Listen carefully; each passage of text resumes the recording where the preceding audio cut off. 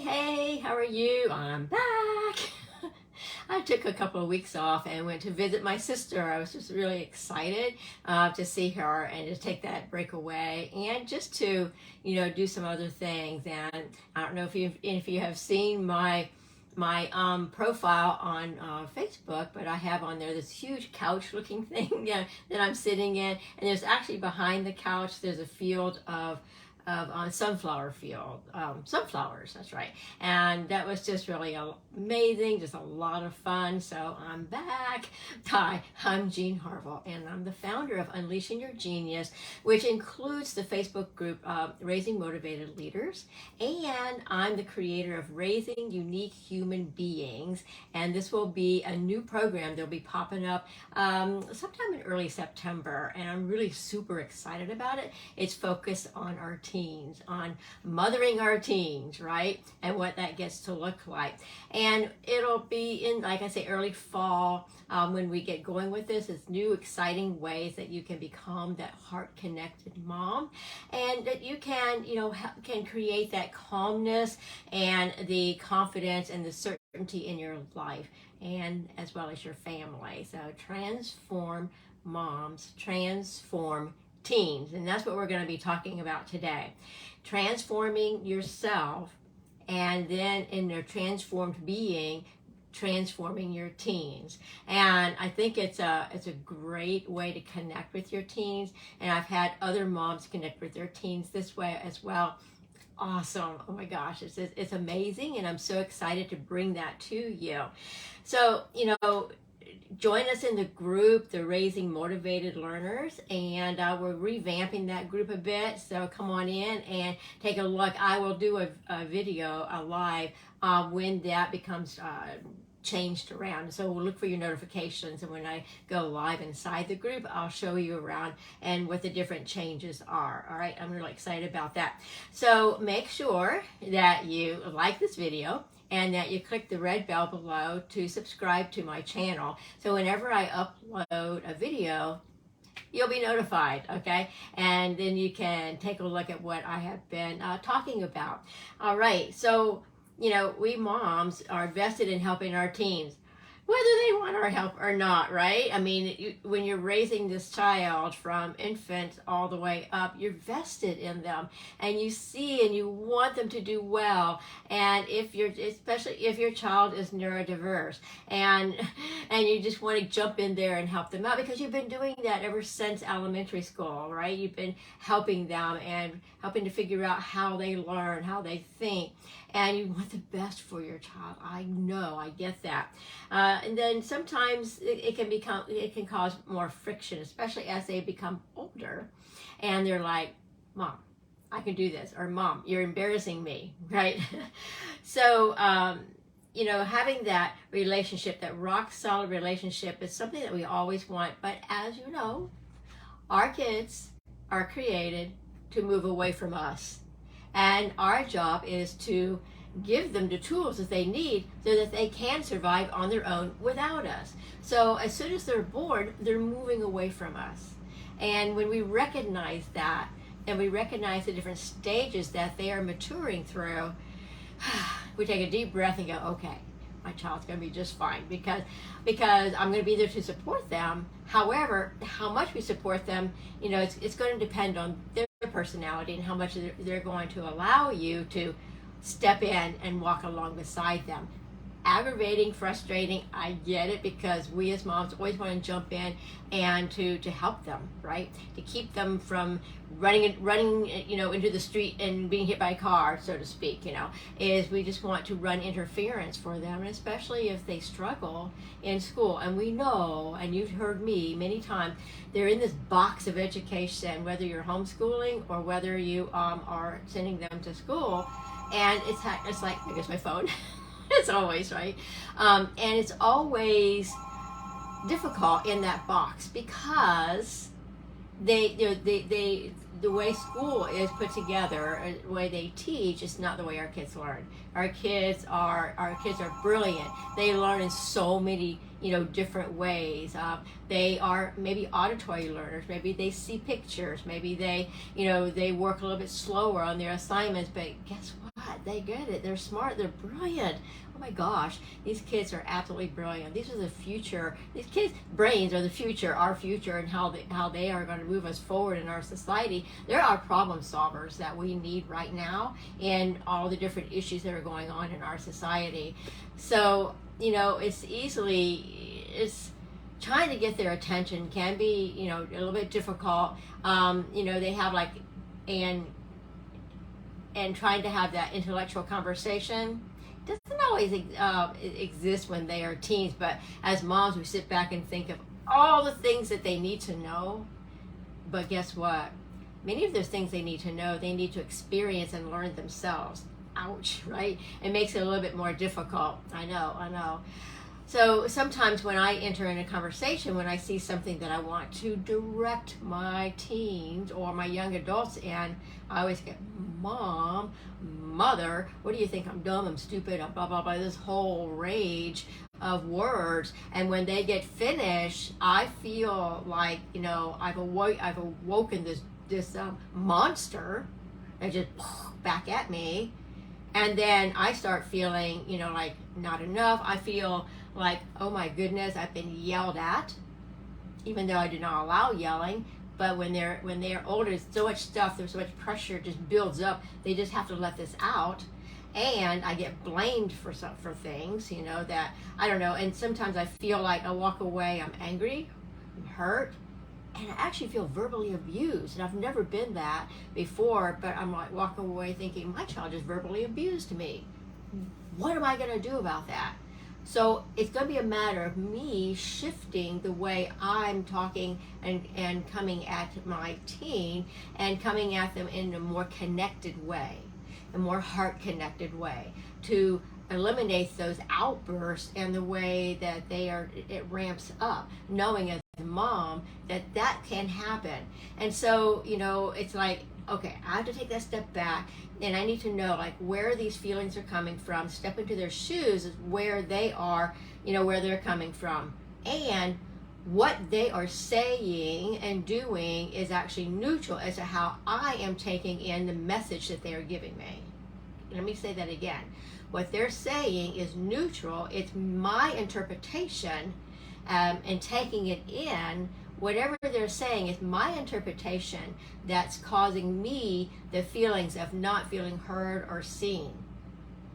My interpretation. What they're saying is neutral. Okay? So this is a little bit of a shift when you think about it. When that information is coming in, it's what I take from that. And much of this I take from my childhood.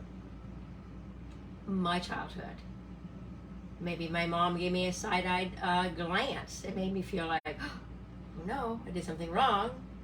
Perhaps something happened with kids at school, and you felt less than, not accepted. What you said or stated was interpreted incorrectly and thrown back at you. There's a lot of not feeling good enough that happens as you are growing up, because we are experimenting in the world, trying to figure out our footing and where we are as kids. Our kids are doing that, or moving past that into teenhood, right? But we think back when you were a child, and any incidences that happened to you, you took them on, and you gave meaning to them, whether they really were that meaning or not, coming from the person or whoever. Okay, so many things that I've carried forward, I came from a great family. I honestly did. I was very, very fortunate to come from a very stable family. It was my sensitivity as a child that I would take certain things or comments that my mom would say that would just like, oh my gosh, I was always wanting to please her, and sometimes comments would come. She is not thinking of them in a negative way. I take them on as not good enough, not feeling good enough, and being small, right? And so I remember when I was in middle school, we moved around a lot, and I was new into middle school. I got bullied. This was 8th grade, and I was the new girl, and I was a preacher's kid. I had so many things against me, right? I was bullied for almost a whole year of 8th grade year. to the point of just embarrassment, and I didn't want to go to school. I never told my mom or dad about it because I didn't want them to go down and make waves. You know how parents are. They're going to go to the dean and talk about it, and then everyone gets called in, and blah, it's even worse. So when one of the incidents that happened was I was into a classroom, walked in, and I was invited by this group of girls. Hey, come sit with us, come sit with us. I'm like, hey, great. Maybe they're finally accepting me, right? I sit down, they all pass a piece of paper. We've all signed this paper, and they did. They signed everything. And now it's your turn to sign it to be a part of our group. I'm like, oh, wow, okay, great. So by the end of class, they had taken that paper, erased all their names, made an ugly picture of the teacher on it, left my name on it, and wadded it up and threw it on the floor so I could find that. I don't think they would intentionally have the teacher to find it, but they put it right where I would find it. So I opened it up, and of course I was horrified by it. They'd already left the room. I was horrified by it to the point of tears. Like, how could these mean girls do this to me? I've done nothing to them. So, of course, I wadded it up and I took it with me to the garbage can outside the classroom and dumped it. But the feeling left me feeling little, belittled, small, not heard, not shown. I mean, not seen. And that is not a good feeling, right? It's not a good feeling. So it's where the things are coming from. It's neutral. It's what I accept and I take them. I could have laughed it off like, oh, how funny, what a good joke. No, that's not how I took it. I took it very differently than that. And this bullying happened all year long, stepping on my heels as I'm walking down the hallway, just being made fun of. Even in the gym, when we had to change into our clothes, our gym clothes, and all of that stuff, it was just really crazy. And so that left me feeling small, playing small, not wanting to say something to be judged, right? As you get older, you kind of learn, like, it doesn't really matter, just be yourself, right? But when you're growing up, that's what happens. So I say this, and all of this is to take a look at your teens. When you see shifts or changes in their behavior, you're like, well, that's curious, that's interesting, I wonder where that's coming from.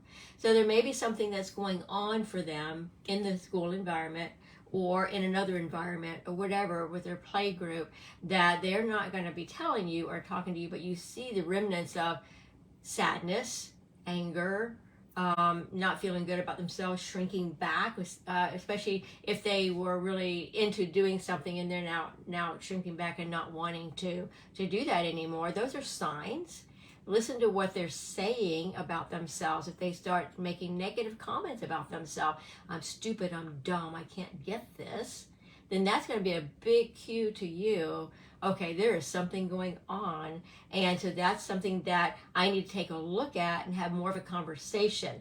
Get connected with them, get that heart connected with them.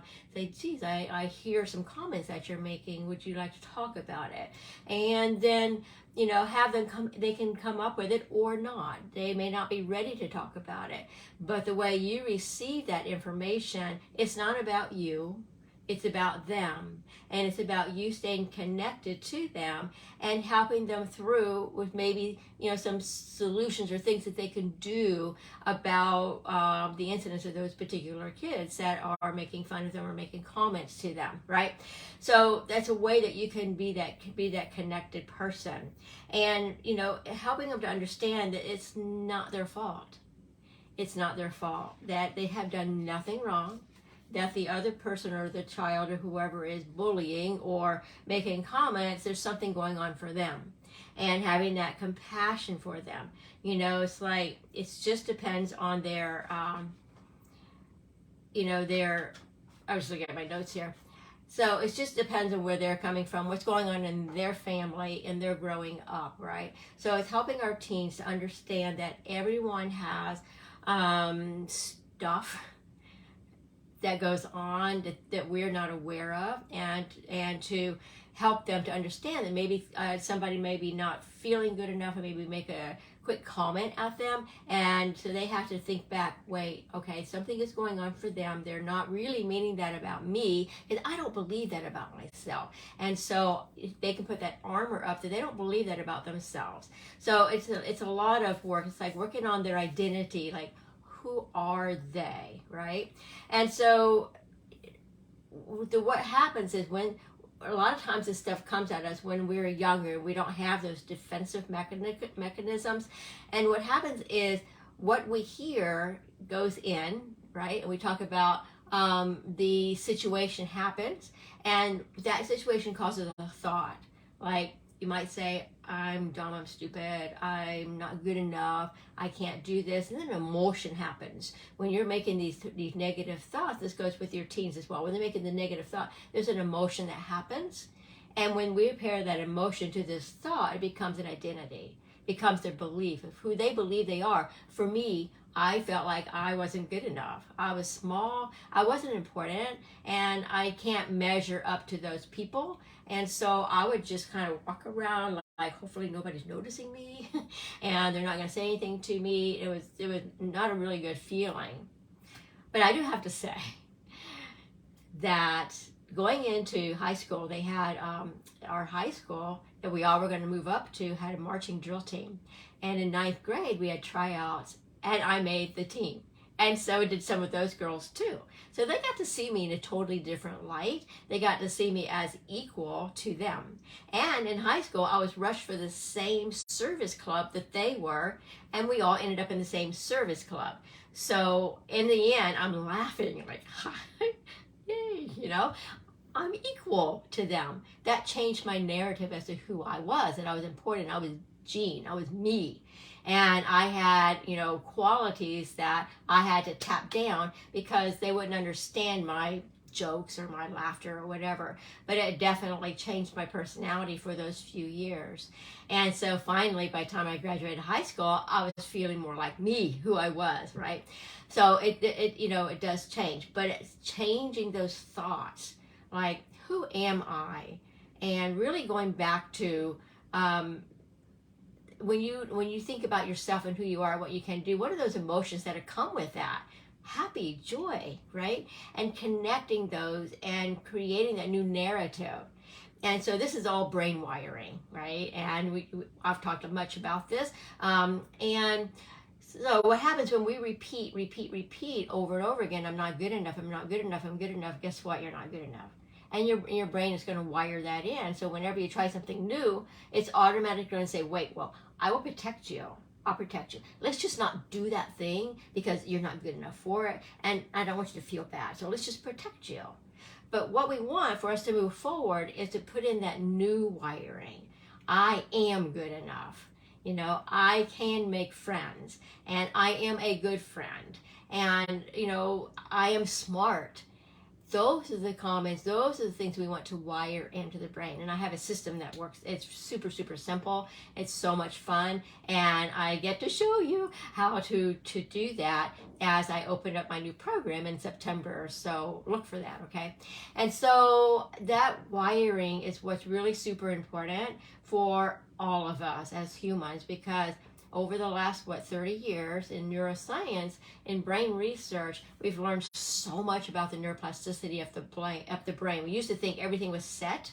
It is not. We continue to learn, we continue to grow, and we can continue to change the narrative that's running in our brains. And running in our brains that is creating these emotions and thoughts that we have.